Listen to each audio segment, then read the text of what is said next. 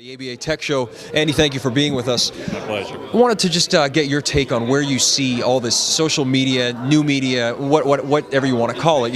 Where do you see this taking the law? Do you think it's beneficial? Do you think it has ups and downs? I think all of the above. Yeah. I've been on using some of this stuff for, a year or so. I'm not one of the heavy bloggers. I write books, I write articles. That's kind of what I do. I do read a lot of blogs. As far as the Web 2.0 and other websites such as Facebook or MySpace, I'm on all of them. LinkedIn, Plaxo, and it's more or less being a consultant in this industry. I figure that you got to be in with both feet and understand how it works and whether or not people can use it. I've seen and talked with a lot of different people. Most people are trying to figure out what these websites are for. As far as, for instance, Facebook or LinkedIn, those seem to be the two leaders right now. And law firms are actually establishing their own practices internally on some of these products.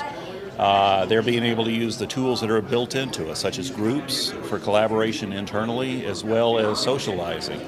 I talked with a firm a couple of months ago, and what they're doing is using it for personal things, such as learning more about their own employees. Not just birthdays, but also about family, because they want to build more of a tighter relationship.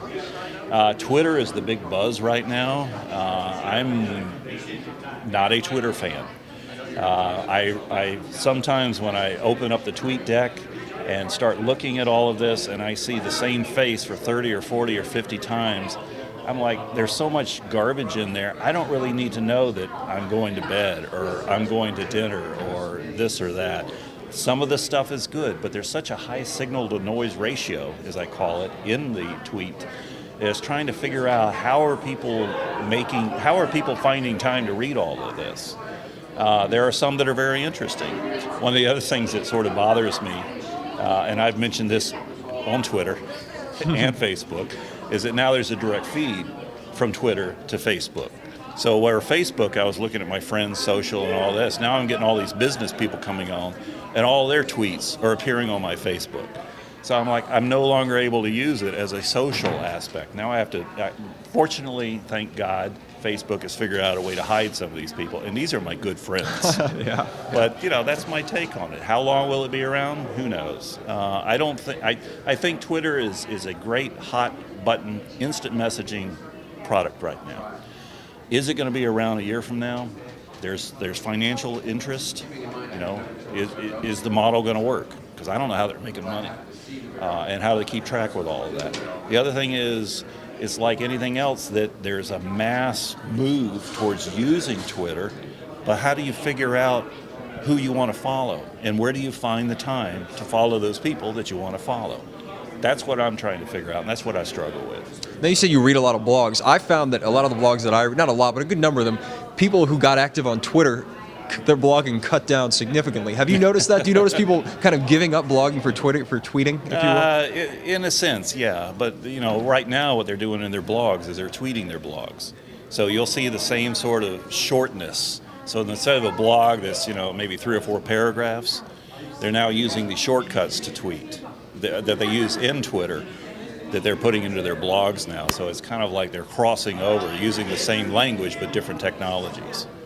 And in terms of Tech Show this year, I mean, it seems like this is my first time. I've never been before, but it seems like they're really trying to utilize a lot of this technology to the utmost. Have they done this same approach in the past, or is it more techy this year than it's been? Well, I think that I've been involved in Tech Show since the early 90s. I was chair of Tech Show in 2000, 2001, so I've been involved behind the scenes for a long time. I think Tech Show has always been a leader in bringing in new technologies. I mean, we're looking back at stuff when we went from first paper handouts to CDs. I was involved. I mean, that happened around the time when I was working as part of Tech Show. And now we're going wireless. Now we're starting to see these technologies. I don't know if you followed before for the last 3 or 4 months prior to Tech Show, but what we were seeing is people were tweeting about it. People were creating groups on Facebook and on LinkedIn, and then from that there's a spin-off from other specialties related to Tech Show. So I think Tech Show, it's not just that we're using it here, But the branding of TechShow is starting to allow people to start using some of these technologies outside the realm of TechShow.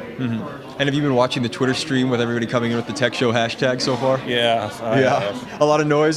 Some good, some not so good. Yeah, I know. And like I said, you get 2,000 tweets a day. How do you find time to figure it out? That's what I struggle with. Exactly. I'd rather write books and write articles and be here and do presentations than to read every tweet that comes across my desk. But I think what you'll find is there will probably be third-party add-on tools to help you filter through some of that. Has to be at some point. It's like Facebook right now. Used to be you can only hide people, but now you can hide applications. So I can hide, instead of hiding all my tweet friends, I can hide tweet and still get my friends. Yep. Right. And I think you're going to start finding people that are going to mold the technology to make it work. Andy Adkins, everybody, thank you so much for your time. It was a pleasure.